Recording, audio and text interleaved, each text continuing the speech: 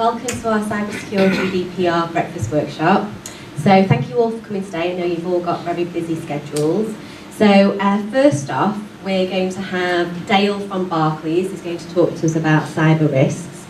Then we have Claire from Irwin Mitchell Solicitors. She's going to talk to us about the new GDPR legislation. And then we have Rob from ESET that will talk to us about the solutions out there in terms of encryption for GDPR. Then we have our Nathaniel from Apex, and he'll talk to us about the security audit that we offer from Apex. So the first part of the presentations are going to be on the headwinds that face you guys as business owners, business sort of, management level people.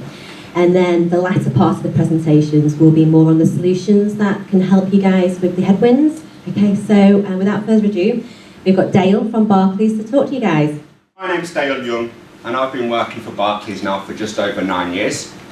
So we'll go straight into it. So what you'll see in front of you here, and can you all see that at the back, is that okay? Okay, so what you can see in front of you here is a slide called Setting the Scene, okay? Now this slide in front of you here actually contains 5 bullet points which have actually been pulled from multiple sources. Now what I want you to do, I just want you all to take a moment and read those 5 bullet points that you see in front of you. And once you've read them, I just want one of you, or all of you maybe, to call out which one of those 5 bullet points strikes you the most that you see.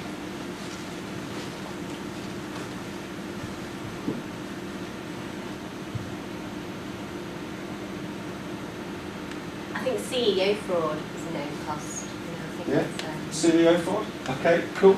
Yeah, really interesting statistic. Okay, so CEO fraud has been known to cost up to 18.5 billion in one instance. Now, obviously we're talking about PLC companies, larger corporate organisations. Every week, I always get copied into emails whereby a fraud has occurred, and the amount of money is really substantial. It's a lot of money that businesses can lose. Now, when I also do this on a one-on-one basis, customers are actually also drawn to point 2, which reads, on average, it's 231 days before you know you've been hacked. And looking at the room there, I could actually see a couple of you shaking your heads, okay? So I think quite a lot of you might have been drawn to that stat as well. And that actually tells us a very strong and powerful statement, okay? And it's basically telling us that the software that cyber criminals use in this day and age is so advanced and so sophisticated to the point whereby they could put a virus on your computer and that virus could go undetected for 231 days. You know, that is a long time. That is around 7 months. Now, if we was to put that into perspective, you might log on to your online banking platform, or your finance department may do it twice a day, minimum, okay? They may do it once in the morning to see what transactions have come in overnight, and they may do it once in the afternoon just to see what transactions are coming during the day. Now, if they do that on day 1, just think about all the content they'll be looking at over the course of 7 months. Because during that period, no doubt they'll be looking at the direct debit screen, the standing order screen. If you've got new suppliers to pay, you'll be inserting new sort code and account numbers on your online banking platform.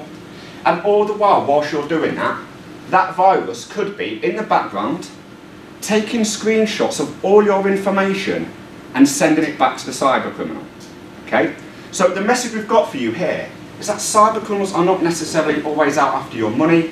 In some cases, they will be there to try and steal and take data from you. Now, social engineering is basically someone going on the internet to find out as much information as they can about a business or a person to then use that information against them.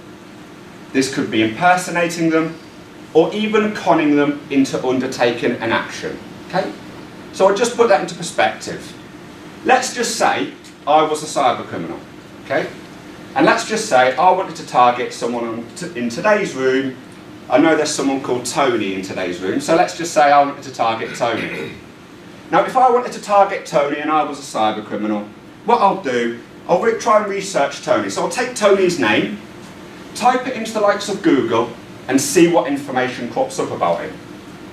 But I won't stop there, because I'll also make use of the social media platforms as well, like Facebook, LinkedIn, Twitter, Instagram, just to see what information crops up about Tony. And the kind of things that I'll be looking out for are things like, is Tony family orientated? Does he work in multiple offices? Has he been on holiday recently? And so forth. And that is basically what social engineering is. So just to summarise, social engineering is a cyber criminal researching their victim before they send a virus to their computer. Okay, does that make sense? Cool. So what I'm going to do, I just want a raise of hands here.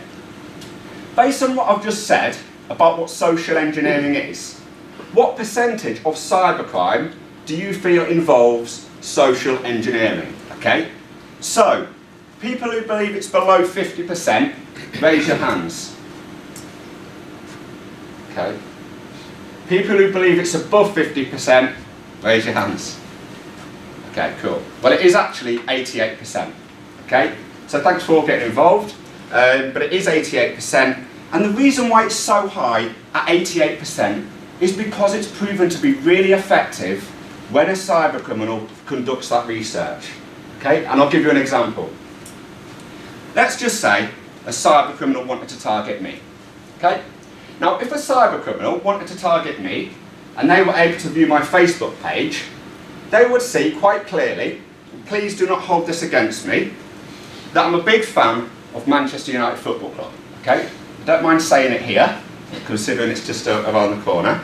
And what the cyber criminal can now do, now that they know that little bit of information, is that they can now create an email claiming to be from Manchester United Football Club, trying to sell me next season's season ticket with 30% off. Now, of course, if I've got that email, I'm going to be interested in it. I'm going to be interested in it because A, I'm a big fan of Manchester United, but secondly, I would love to save 30% off my season ticket, typically because, as you all know, who are season ticket holders, they are very expensive.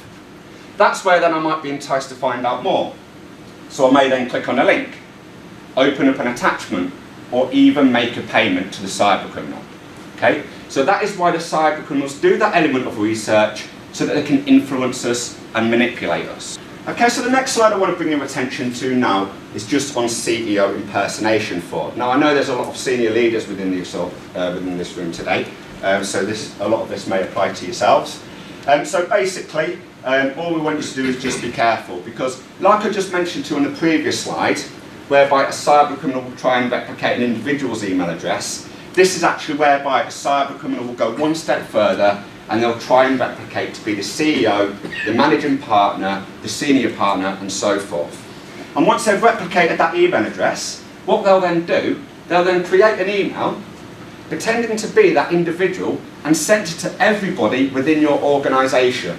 Okay, pretending to be that senior leader, trying to get someone to click on a link, open up an attachment, or even make a payment. So the message we've got for you here is this, and that is, it's all well and good educating your finance team on this topic, okay? However, we do need to go one step further. We need to start educating anybody who has email access within your company and within your organisation, because all it does is take one person to click on that link and it could put a very sophisticated virus onto your network, okay? Now, one statement that I like to use when I do these presentations is this, and that is, your company, your organisation is only as strong as its weakest link, okay? So it's really important we get talking about this topic. Okay, so the next slide we're moving on to now is just on social engineering. So what I've done, I've put 2 slides into play, which is just going to give us a bit of an overview as to how vulnerable we can be when it comes to using social media platforms. So here's an example of a guy called John Smith, who was at Manchester Airport, and whilst John was at Manchester Airport, John heard on the announcement that his flight is likely going to be delayed by 15 minutes. Okay? So what John did, and we've probably all been in this situation before, John thought, do you know what, I'm sick of waiting around there, I'll make use of my 15 minutes. So John took to Twitter and tweeted this message. Hey, at Budget Airlines UK, your gate at Manchester Airport should have been open 15 minutes ago. What's happening? Hashtag not good enough. Now, John has done nothing wrong there tweeting that message. In fact, it's actually quite encouraging to tweet messages like this on social media, Because as you all know yourself, businesses are so protective of their reputation that individuals do tend to like to write complaints online, okay? Because they'll know you respond. However, what John doesn't realise is that cyber criminals could be monitoring Budget Airlines tweets. And John has actually leaked quite a lot of information there. He's leaked the fact that he's at Manchester Airport, which indicates he's going away. He's also leaked the fact that his flight is 15 minutes delayed. Okay? Now what the cyber criminal can now do after seeing that, now bearing in mind we've also got the time the message was tweeted, which was 1:50. Okay, so the cyber criminals can now have a think about what time his flight was due to depart. So what the cyber criminal will do, the cyber criminal will now go onto Manchester Airport's website, find out what flights are currently delayed from Manchester Airport's website, and the cyber criminal will then make an educated guess as to which one was John's flight, and off the back of that, the cyber criminal will create this email. Here is an email sent by a cyber criminal claiming to be from Budget Airlines, apologising to John that his flight is delayed, offering John 50% off his next flight, as well as a first class complimentary upgrade. All John needs to do is just click on that link there. Okay? Problem is that this was actually sent by a cyber criminal. Okay? And the moment John clicks on that link, it will direct him to a web page that's affected with viruses, or even worse, it may actually ask John to insert his personal details, like his home address or his date of birth, and that could then leave John open up to identity fraud. And trust me, you do not want your personal details leaked on the dark web. The cyber criminal will make a right meal out of it. Okay, so just be careful. It's a very clever trick, this one. My name's Stockill. I am a solicitor at Irwin Solicitors, based over in their Leeds office, and my team and I specialise in data protection and specifically the new General Data Protection Regulation. So what I'm going to have a look at this morning is just a bit of a kind of a brief explanation of GDPR, and then what we're kind of advising people to start doing now in terms of the steps they should be taking to make sure they're becoming compliant with the new regulations. So it will replace the Data Protection Act 1998 on the 25th of May 2018. It's European legislation, and it's a regulation which means it's directly effective in the UK. And we know this is going to happen in spite of Brexit, because we've had the Data Protection Bill. So we're going to have a new Data Protection Act 2018 which comes into force next year, which implements GDPR in full, with some areas that have been left to national law. So some, for example, areas like crime and taxation. Some of the exemptions are dealt with by national law as well under the new Data Protection Bill, which is kind of going through House of Parliament at the minute and will be finalised next year. So the first thing that we're currently advising clients to do, if they haven't already started thinking about GDPR compliance, is to carry out a data audit. So this is really going back to basics of finding out across your business, all your different business units, what personal data you're holding, how you're using it and what you need it for. Because under the Data Protection Act now and under GDPR, for every type of personal data that you are using, you need to have what's called a lawful purpose to be using it. And we're advising people that just because what they were doing was kind of considered compliant under the Data Protection Act, they shouldn't necessarily think that's the case under GDPR. So as part of the data audit, it's really looking over all your systems, any kind of hidden databases that people might have that you're not aware of, and just finding out everything that the business holds that processes personal data, and analysing whether or not it has a lawful purpose to be doing that. Because one of the key areas of GDPR compliance is thinking about accountability. So we kind of think of it as being similar to the FCA regime in that you need to be doing the right thing and you need to be compliant, but you also need to be able to demonstrate that you're doing the right thing. So documenting your decision making, making sure you've considered your use of personal data, you've made clear decisions about it and shown how you can be GDPR compliant, so that if anything happens and the ICO gets involved and there's an investigation, you've got kind of documented reasoning behind all your decisions relating to personal data usage. So lawful purposes for ordinary personal data I've set out on the slide there, and I think we are sending out copies of the slides so you'll be able to kind of have a look at them. But one of the things that we hear about, and it's a bit of a misconception, is that consent is either the only way to use people's personal data or it's the best way to use people's personal data, and that's not necessarily the case, because relying on consent leads to thinking about issues around whether or not you've kind of collected consent in a compliant way, and it also can trigger things like the right to be forgotten, which I'll talk about a bit more later on. So what we advise people to do is, when they're carrying out this data audit process, is to look at other legal ways to be using personal data. So the key ones for businesses to think about are where it's necessary for the performance of a contract. So that's things like you need to collect customers' names and addresses, you need to collect information from your staff, the names, the date of birth, their ID, and you need to do those things in order to be able to carry out the contracts that you have in place with them. And also where you're complying with your legal obligations, so from an HR perspective, where you're collecting staff data, you need to do that to comply with your employment law obligations.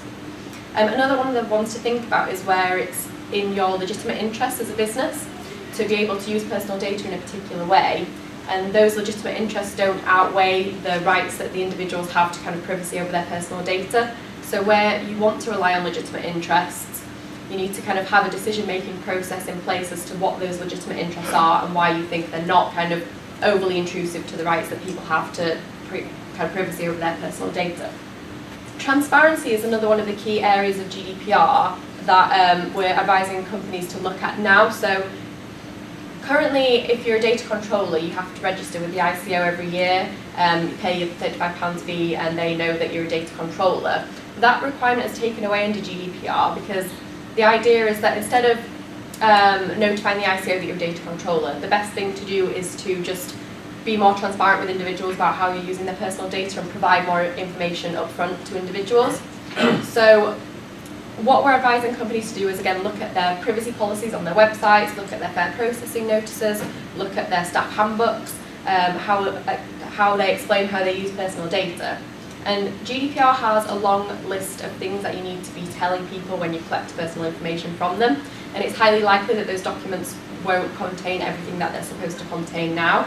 So it's things like who you are, your contact details, what personal data you're collecting, how you're using it, what your lawful basis, what your lawful purposes are for using it, and then telling people about your retention practices, how long you're keeping their data, telling them about their rights over their personal data, so things like they have the right to complain to the ICO if they're not happy, they have the right to be forgotten in certain circumstances. So there's a long list of mandated information that you need to be providing. So this is a good idea to look at these documents now and update them to make sure they contain everything they need to contain, and that they're doing that in a concise and easily accessible manner, and they're addressed to the right level of people who they're meant to be kind of addressed to. So data retention is one of the things that under the Data Protection Act now, you shouldn't be keeping personal data for longer than you need it. Under GDPR, that's a clear obligation, so businesses shouldn't be holding on to personal data indefinitely. They should be looking at the personal data that they have across the different kind of business areas and deciding kind of how long they need to keep that personal data for the reason that they collected it. And say one size doesn't fit all, because even across one business, one size doesn't fit all, so you need to look at the different kind of areas of the business and how long they need to keep personal information, and they should only be keeping it for as long as they need it for that purpose. So for example, you might, from an HR perspective, keep a prospective CV that comes in for 6 months if they don't become a successful candidate, but from a supplier perspective, if you have kind of personal details of your suppliers, you might keep that for 6 years after the contracts come to an end in case there are any kind of contractual disputes or potential future claims. So it's again looking at the different personal data that you have and establishing how long you need to keep it, and making sure that you have a documented policy in place that lets people across the business know and lets individuals know how long you're going to be keeping their data and how you'll be destroying it, and how you're making sure that's done in a compliant and secure way as well. So staff training is one of the key things to think about when it comes to GDPR compliance, because it's a really good way to demonstrate to the ICO that you take your data protection obligations very seriously, and that you're making staff aware of GDPR and what it means and how it's going to impact on the business and what can happen if things go wrong. And tailoring that staff to the right level of people within the business who, say for example, the finance department might have more access to a lot more kind of financially sensitive information about people, where if there was a breach of that data, then it could have a lot more of a kind of negative impact on the business and its customers than for example, if the marketing database of kind of business email addresses was leaked. So it's thinking about the people across the business who have the most kind of access to personal data and deciding whether or not kind of who needs the most kind of in-depth training to do with GDPR. And making sure again that you document your training, so that's part of your accountability requirements, so having some documented training policies in place, making sure you're aware of who across the business has had training and who hasn't, and when you're going to kind of refresh training whenever you think that's necessary across the business, and again having that written accountable document in place to demonstrate compliance. But one of the other things to think about is appointing a data protection officer. So that's not compulsory under the Data Protection Act in this country, but GDPR makes it compulsory in certain circumstances. So not all businesses do need to appoint one, but I've set out on the slide there when they will. So where they're a public authority, where the nature of the processing that they're carrying out requires regular and systematic monitoring of people on a large scale, or where they're doing large scale kind of processing of sensitive personal data. The wording in the GDPR, because it is an EU law, is quite kind of, it's not entirely clear, so we are relying on guidance from the ICO to explain things in more detail, but it's thinking about the size of your business and your customer base. If you're an organisation that kind of has 1,000 customers, you're more likely to need a DPO than someone who has 50 customers, for example. So it's just looking at your organisation and deciding whether or not you think you meet one of these criteria. And even if you don't, you can't be wrong for appointing a data protection officer, but there are further obligations that flow from that in terms of who the data protection officer can be. So they need to be independent, they need to be able to kind of report to the highest level of management within the business, they need to be involved in all your decisions about personal data, and they need to be advising on your data protection obligations.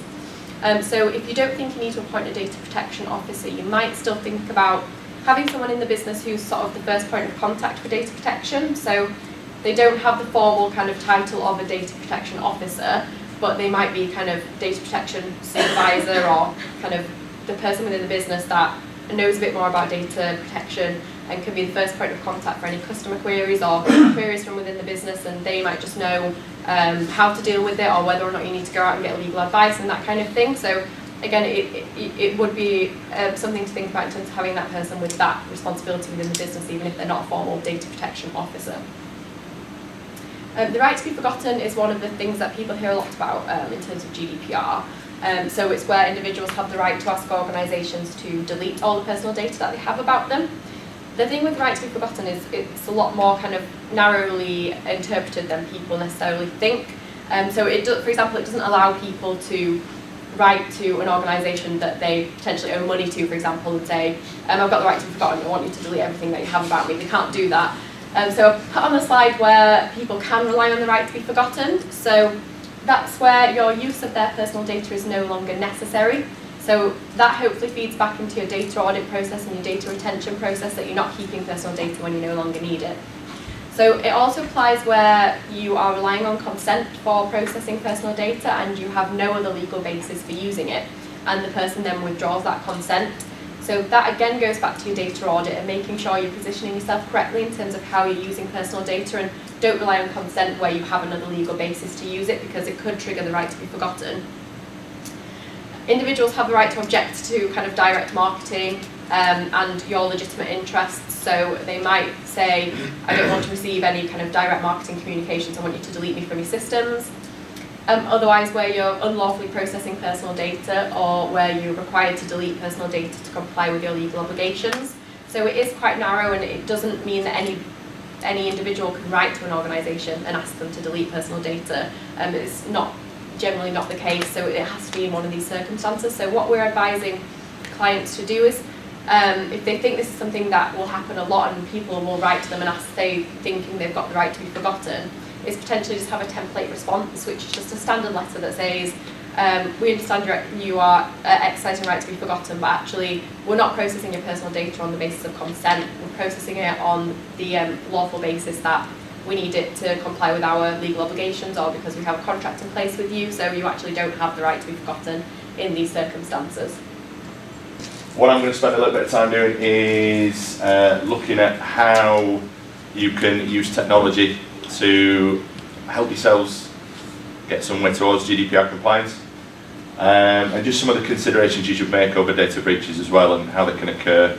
And we'll look at some examples of where people have fallen foul of data breaches in the past, just to dispel the myth that it'll blow over and all this sort of thing. Just quickly, we've been working with Apex for many years now, so I'm guessing some of you are already Apex customers. You are maybe using our antivirus already? Okay, that's good. We are increasingly presenting ourselves as a security solution specialist. So everybody knows us for AV, but there's so much more to it. And I would say 90% of my time now is spent talking to not just end users but our partners as well about encryption software. It's a very hot topic. It's a very popular technology, particularly in terms of GDPR, and hopefully you're going to see how useful it can be to you as we go along. Encryption has been named by the ICO as one of the appropriate technical and organisational measures that businesses should implement to ensure a level of security adequate to the risk. I think that's a really key point, is adequate to the risk. Think about the risk to your business. Some of you put your hand up and nodded and you said you know about ESET and you use our AV already. You're probably all using our AV in a very similar way, and those of you that aren't using ESET AV, first of all, why? And second of all, you're probably using your AV in a very similar way to other companies that are using that brand of AV. That's not the case when it comes to meeting GDPR compliance and getting the best out of data protection. You're all going to have your data set up in different ways. You're all going to have your staff and your colleagues working in different ways on different devices, working from home, working remotely across VPN, using USBs, using digital media, optical media, emailing, having all sorts of different permissions. So consider the risk to your business whenever you're implementing any policy or any technology to do with GDPR. For those that you don't know, encryption is the process of encoding information that, in a way that prevents unauthorised parties from being able to read it.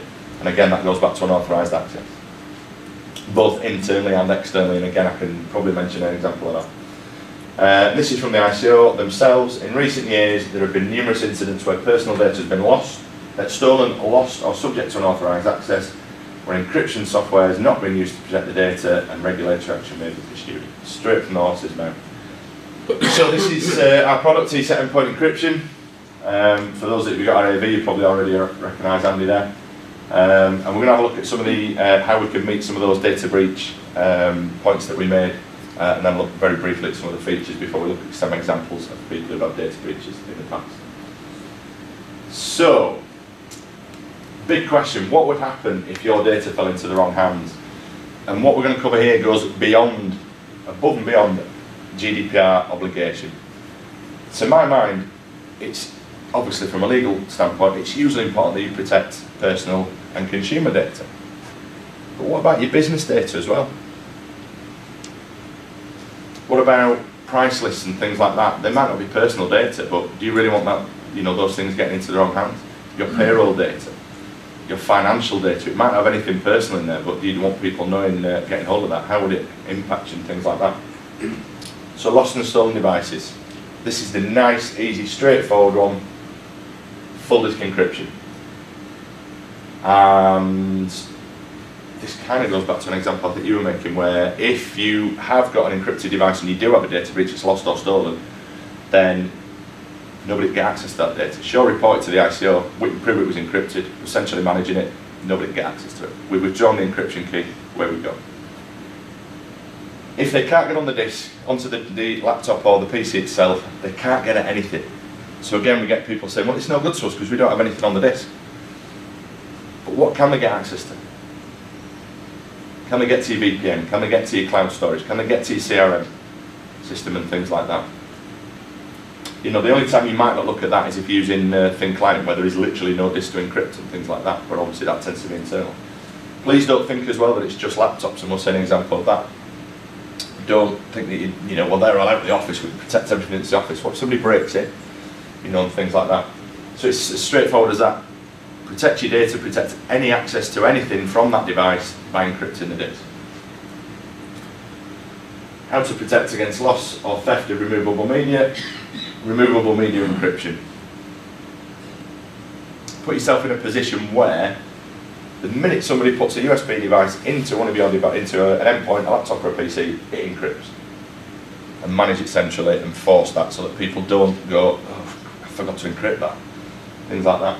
Think about it from the flip side as well. We're talking here about people legitimately using your data. What if somebody's leaving and you don't know they're leaving, and they want to take that data off site because they're like, oh, I'll take that database because I've told my new employer I'm going to bring all my customers across with it and things like that. If you've got that data encrypted, the minute they take it off, it's absolutely useless to them when they go put it in another device, unless they've got the requisite software at the other end. So they take it to their new employer and go, see, I've got it, plug it in, blank. Shows some of the storage has been used, they've got absolutely no access to it because they haven't got ESET endpoint encryption to access it. So protect yourselves there, but you're also protecting yourself if somebody loses it, things like that. How to protect against unauthorised access to data. File and folder encryption. Within our product we have a patented key sharing technology, which means you can restrict access at any time and change those policies at any time to make sure you've got a very robust permission structure within your network to say they've got access to that, they've got access to that, they haven't. Sure, you can have access to that for 20 minutes, but I'm not letting you copy it. One of the big things we see is you protect everything and then somebody says, I really need a copy of that document, can you email it to me? Yeah, sure you can. Then that other person's not protecting it. So the protection you put out in the first place is just completely redundant, because how many times have they replicated it? Where are they saving it? Who else have they sent it to? So not only restrict access to it directly, but restrict access to it on a granular individual basis. Sure, I'll let you have a look at it, but it's read-only, you're not copying and pasting it, I don't need to email it to you, things like that. And just really get the most out of your security policy in that respect. And then finally, unauthorised access to email and email hacks, email encryption, simple as that. Meet the requirement. If you're a recruitment consultancy now, sending CVs or receiving CVs or sending job offers, encrypt them. If you're sending payroll data, maybe even pay slips, things like that, encrypt them. Make it nice and straightforward and meet that obligation. It not only means that you're not getting hacked between point A and point B, but only the recipient is going to have access to the email, because only they are going to get the password that you're going to send them to have access to that. So we'll go through some examples of where people fall foul. I have to find this is the bit where it kind of resonates with people a bit more, because they're real-time examples. But this is a fairly recent one, and I got this directly from the ICO website. It was a charity, some of you might have seen it, and one of their members of staff, I don't know if it was a volunteer or what, I'd sent 11 emails from his work account earlier this year that contained sensitive personal data of 83 people, 3 of whom were children. And the personal data included names, dates of birth, telephone numbers, and medical information. So you can see the split between ordinary data and sensitive data as well. Further investigation showed he'd done it again previous summer. I don't know why this person had done it. There's every chance he was doing it legitimately. He wanted to do some work at home and didn't realise that what he was doing was potentially dangerous, not only for his organisation but for the individuals concerned. And this is the consideration to make. Somebody might legitimately make a mistake. They might think they're doing the right thing, when in fact they're putting your business at risk and putting them at risk of a fine. Hi, for those of you who don't know, I am Nathaniel and I'm Head of Backups and Security at Apex Computing. So I'm here to give you a brief look into some of the ways that Apex can help you improve the security of your network, as well as tell you about some of the services and features we can implement in your company. So there's going to be several of us around after the Q&A session, so feel free to come and talk to any of us about any of the services or ask us about anything else raised today, and we'll be more than happy to assist you where we can. So, starting with the basics. Password policies. This is often discounted as something that doesn't need to be done, but this is far from the truth. A solid password policy enforced across your company is the foundation to all internal security. We can create a policy that applies across your whole domain and everyone will be required to follow it. We recommend that passwords are changed regularly, but no more than every 3 months. When passwords are forced to be changed more often, people are more likely to forget them, leading to them writing them down on post-it notes, which negates the whole point of having a password in the first place. We would also recommend that the passwords are not shorter than 8 characters. This increases the entropy of the password, and when combined with the complexity requirements, means that you're on a good foundation to move forward. All the complexity requirements mean is that you're simply required to have any 3 of the 4 options in your passwords. That's an uppercase, a lowercase, a number, and a special character. It's important to keep all your systems as up to date as possible. It's important that you're updating all of it as well. It's not just one individual thing, so that includes Windows updates, Office updates, Java, Flash Player, antivirus client updates, as well as any other third-party software which you use. Updates and patches are released for a reason. The developers don't just get bored and release a patch. They're there to improve security against known issues, as well as safeguarding against potential future threats. As an example, hands up who heard about the NHS being hit by WannaCry earlier on this year? Pretty much everyone. So did you know that Microsoft released an update to help protect against the majority of variations of WannaCry 2 months before the attack happened? So the updates are released for a reason. It might still have happened, but it wouldn't have been anywhere near as newsworthy.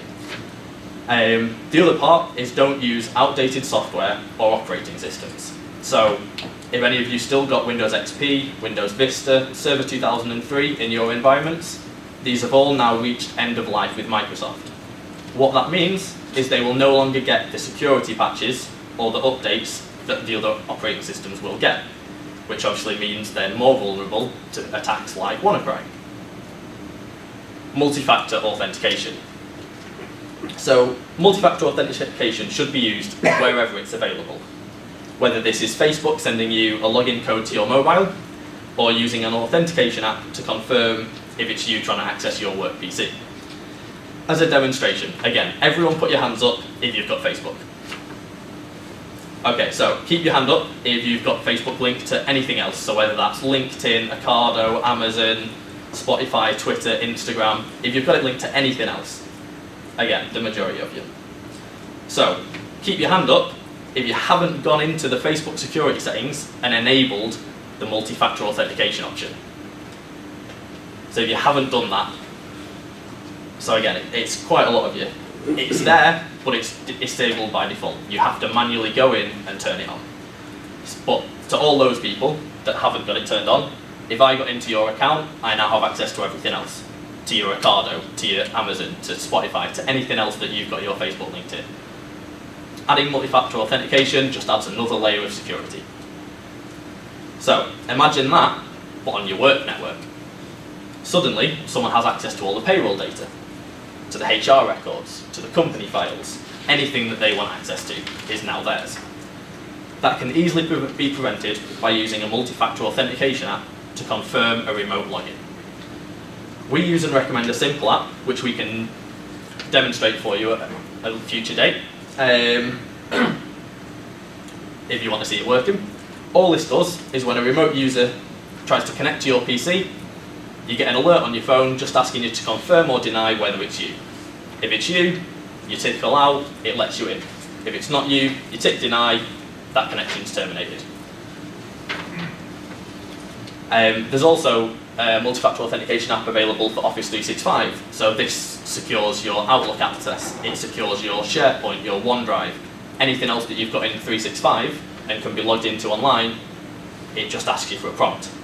It's worth noting with that thing, with the Office 365, we can whitelist your normal internal IP. So basically it will only ask you to prompt when you're outside of your network. So you won't get annoying prompts every time you try and sign into your emails at work. So, next one is DESLock or ESET endpoint encryption. Again, Rob's already gone through this, so I'll just comment that we'd recommend this on all your machines, but especially on laptops and tablet devices that are portable taken off-site, just because they are so much easier just to lift. Our security audits. So we've now started to offer security audits to all our customers. Some of you might have received a letter already about this. These checks, basically we check over the whole general network, device security across all of the infrastructure devices in your network against common threats and weaknesses. It checks a sample of client machines as well to check things as updates, antivirus. We also check the physical security of the main network infrastructure, servers, routers, firewalls, etc. Because the easiest way to gain access to a server is if you've physically got the server in front of you. If someone can walk in, pick up your server, it saves a lot of time trying to access it remotely. Because the security audits are done by us, They can be tailored to a specific request by you. If you want us to focus on particular areas or you want to ask us to look at certain things, we can do that as well. At the end of the audit, a full report is written up and then sent over to you with any recommendations that we found from the audit. Now it's sort of over to question and answer time, so if you have any questions, you can direct them to the panel now. It's just about current consent. So if we've got a consent that currently meets the requirements of current data protection, is that, once GDPR comes into effect, is that consent still valid? Well, that then depends. That's where it's worth going back and looking at how you're collecting consent now and whether or not you think it's, is data protection Act compliant, but do you think it's GDPR compliant? Because on the 25th of May 2018, the consent that you have at that point needs to be GDPR compliant. So it might not necessarily be the case that the consents you have now, for example, sending out marketing, if you've used kind of opt-out tick boxes, for example, it wouldn't be GDPR compliant. So you would need to go back and get those consents again to a GDPR standard before GDPR comes into force for them to be compliant when it does. Okay. Sorry, Claire. Just touching on that, the MDA rules mentioned 2 years, stipulate 6 months before refresh of data permissions, which is obviously in conflict with the 2 years which you mentioned. Is that specifically for a sector, or is that just a generalisation that we could be gazumped by your own personal regulator on that? Yeah, I'm not sure. Well, in terms of the consent guidance, that only relates to consent, so where you're relying on consent for use of personal data. Yeah. So that does tend to be in a marketing context, and that's where it is in draft form, but the ICO says we want you to go out every 2 years and make sure that where people are consented to use of their personal data, you're refreshing that consent every 2 years to make sure, again, just about giving people more kind of choice and power over their personal data, and they're still happy to receiving those things. And just leading on from that, the specific how can we term this, reason for consent typically as being in relation to a sector. Does it have to be in relation to a business, a specific business to contact you rather than a sector to contact you? So in terms of the consent? So for example, we'd like to call you in relation to financial services, and you may be contacted by one of our partners. Does it have to be what partners' names are? Yeah, so that's what the draft guidance says at the minute. So if you want to allow other parties to contact individuals on your behalf, you need to be naming those parties and allowing people to say yes or no to each of them. And you need to be giving people more information. So saying, we'd like to contact you about financial services might be enough information to say, that is informed consent. But where it's things like, we'd like to send you about news and offers, the ICO really wants you to be telling people a lot more, well, what are they going to be receiving from you, what kind of offers, what kind of news, financial services, that might be more detailed enough for your business, for your customers to know what that means. But are the consent tick boxes really telling people what they're really consenting to be receiving? So that's what you should be really thinking about when you're looking at that. Any other questions?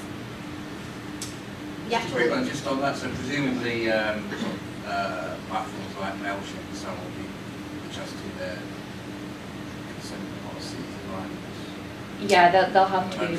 Yeah, they'll have to be looking at their policies and updating them before GDPR comes into force. Brilliant. Councillor Jacqueline, you said your name, but everything that's been discussed has really been, seems to be Windows-based, Office and so on. We use iPads and iOS and Apple an awful lot within our business and day-to-day work. The antivirus, obviously, I think only applies to Windows. How does encryption and security and so on work for tablets mainly? It's a tricky one. I mean, our AV will work with Mac, but as you're probably aware as a Mac user, iOS and Mac is a very close platform. And as a result, at the moment, we haven't been able to get our encryption on there. My understanding is that there is encryption available for Mac built into it. I don't know enough about it to expand any further than that, but at the moment we haven't got encryption for Mac. We hope to have it at some point if they'll let us do it. Simple as that. I hope you found this workshop useful. So just a caveat to these talks and the security audit that we offer. By no means is this compliant, that you carrying out the security audit or coming along to this talk is you compliant to GDPR. That's not what we're saying. With new cyber threats constantly appearing and the GDPR scope being so wide and every business being so different in its systems and requirements, it's impossible to have an all-encompassing solution. So it's something that business leaders and stakeholders in your organisation need to think about. So better train your staff, ensure that they're careful with your proprietary data and also your customers' data. Educate them from being socially engineered. Some things can be as simple as asking us at Apex to change your password strategy. So we hope that we've posed some interesting topics for you to go away and think about. Ensuring you have a safe cyber environment and compliance to GDPR is vital to any business. So you've already done a great job by coming here because I think it's on your peripheral already and you're thinking about it. But yeah, thank you very much for your time. There's going to be some sandwiches served in the next 5-10 minutes. So feel free to stick around and speak to Rob, Claire or Nathaniel or any of the guys at the back. Thank you.